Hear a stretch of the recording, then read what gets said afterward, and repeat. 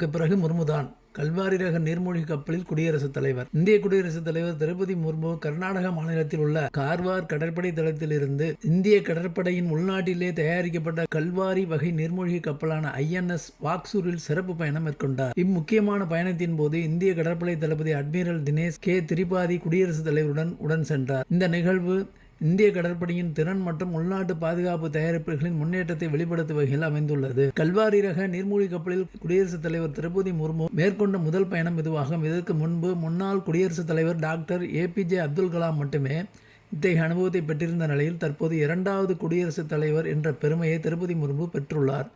இது இந்திய கடற்படை மற்றும் குடியரசுத் தலைவர்கள் அலுவலகத்திற்கிடையேயான நெருங்கிய ஒத்துழைப்பை காட்டுகிறது.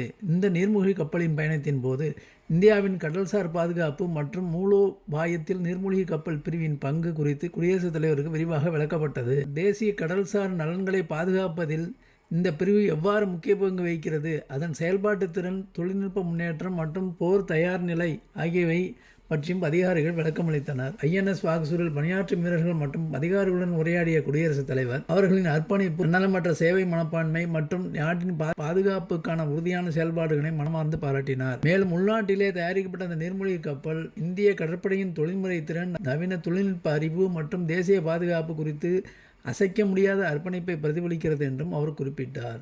இது இந்திய பாதுகாப்பு துறையில் சுயசார்பு நோக்கி எடுத்து வரும் முயற்சிகளின் அடையாளமாகவும் பார்க்கப்படுகிறது.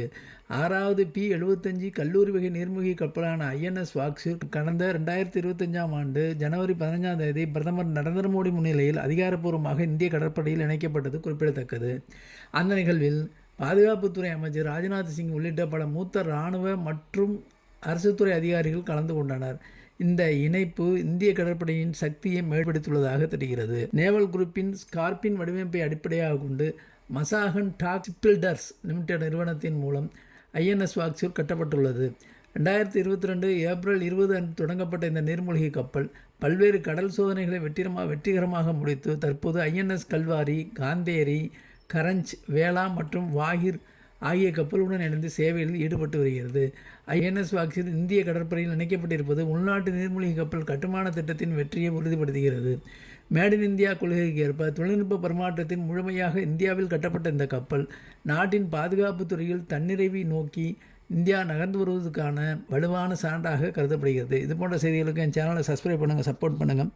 உங்கள் கருத்துக்களை கமெண்ட்ஸில் சொல்லுங்கள்.